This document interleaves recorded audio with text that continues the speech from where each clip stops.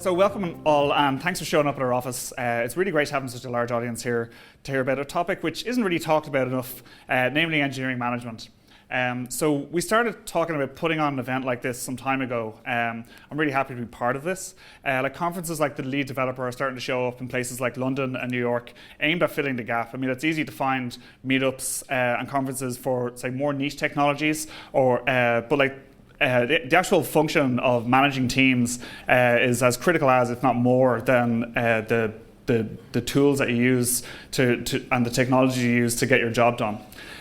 So this talk is pretty brief. I'm just going to talk about the evolution of the role of engineering manager in Intercom as Intercom has grown, how it's evolved over time, and also a bit about my own career path in Intercom to give you a flavour of what it's like, what we do here, and to share some of my own experiences and things I picked up on the way.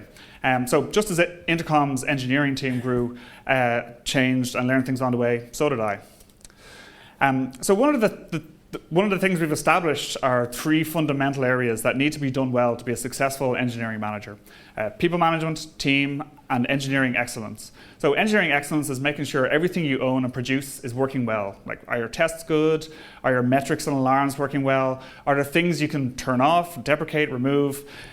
Team refers to how your team is operating and planning. Like, does your team have a mission? Are they following a plan? Basically, do they know what they're doing? Your job is to make sure that they do. Finally, people management is actually your number one job. This is everything from one-on-ones, compensation, engineer happiness, hiring, retention, the works. So this is where you really have your impact as a manager. So we're going to be going into each of those areas in a bit more depth over the course of the night. So Intercom was a good bit smaller when I joined 3 summers ago. So it was so small that we didn't even have engineering managers. So we had teams, and we did have people who were doing management type roles, but we didn't even call them managers. They were engineering leads. And so they were running teams, but they were writing a lot of code. They were shipping products. They were typically some of the strongest engineers on the teams. And in their spare time, they also managed the people on the team. These days, we've got about 10 engineering managers here in Dublin. So Back then, our projects were smaller. People were working across the company more frequently. There was less general communication overhead and coordination required. So there was still engineering management being done, but it was a smaller portion of work compared to what we do now as engineering managers. And it wasn't the most important work that the engineering lead did. So around the time I moved over to manager, and as Intercom continued to grow, we started considering the management function to be actually the most important part of what the engineering lead was done. So the first thing we did was to change the job title, which was the easy part. At the same time, we started to have more processes around planning, performance, and communicating between teams, which is a natural function of growth. So not that we were quickly turning into a Soviet-era bureaucracy, but we were big enough now of where management was most definitely a full-time job and was critical to the success of Intercom. Our engineering team itself grew a lot more diverse in terms of experience. So things like tracking career progression and trajectory becomes really important as it became clear that the fun little startup you're involved in was actually turning into something a lot more substantial.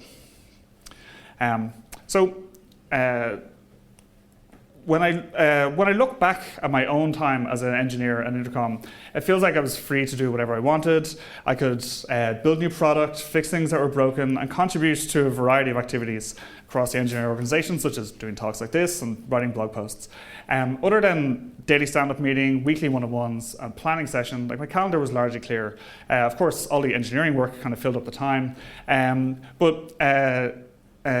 certainly a lot of it was painstaking and took time-consuming work to get things done and get things shipped. But largely speaking, I could drive my calendar was largely free, and I could drive my own time, manage my own time.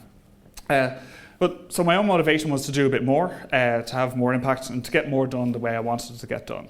So when an opportunity arose to manage a team at Intercom, I jumped at it. So again, the easy part was the job title change. So once the company directory got updated, I thought that I was a manager for a bit. And it was only when I started taking on basic management tasks, that like the enormity of what had been taken on kind of kicked in. So just things, say like weekly one-on-ones. So you have to schedule all the one-on-ones. Then you have to figure out what you're going to say at the one-on-ones with your staff. And of course, being on the other side all of a sudden is quite intimidating. It's a different experience having to drive the one-on-one and get a message across, get feedback, and learn about what's happening on the team. So you start to have negative thoughts about, like, am I doing the wrong thing? Did my message come across? Was that a good one-on-one? Is this person taking me seriously as a manager? So it doesn't help that you're managing people that you generally had a peer relationship with up until just before the time when you're a manager. So what I found was getting good at one-on-ones doesn't take just practice and preparation, but also delivering some terrible one-on-ones where you come out of it just not being very sure about whether it was effective or not.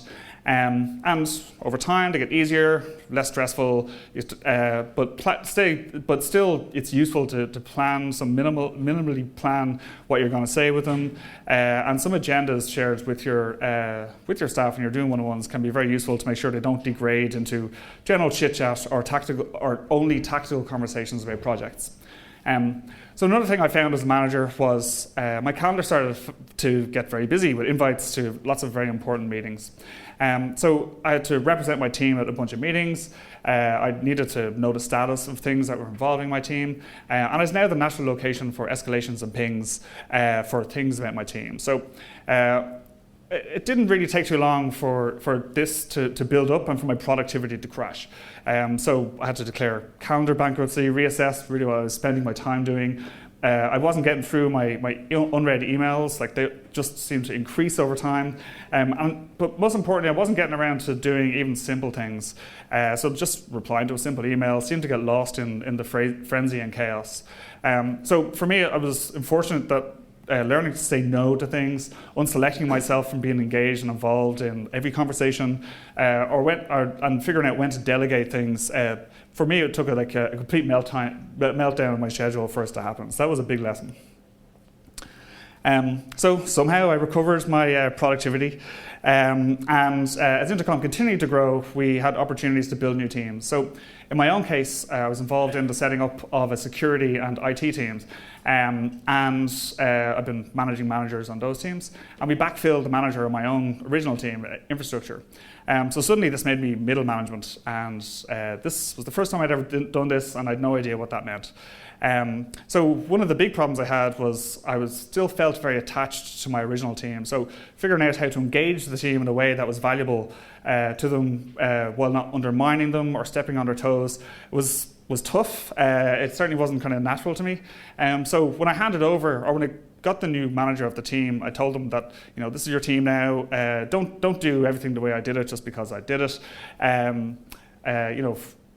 Figure out your way of putting your mark on the team. And so we started to do this, which is great. But in day-to-day practice, I was still involved, and I was showing up at stand-ups, showing up at weekly planning, getting involved in low-level implementation discussions, and just generally being around and probably annoying the manager. What I needed to do was to be more deliberate about making room for his growth, but also allowing the team to engage with me in a way that was it feels kind of unnatural, but more formal and give them more space between me and the team, so that when I do get engaged in things, it's deliberate, it's because they want to escalate something to me, or it's because there's something I really care about and want to make sure that it gets done, and I'm not just in their work day to day, and so they're a lot more independent. So that's starting to work well now, but again, it was a tough lesson for me that I had to learn the hard way of middle management. That's all I have to say on the topic of managing an Intercom. So happy to take questions probably later on, and I'll hand over to John now for the next talk.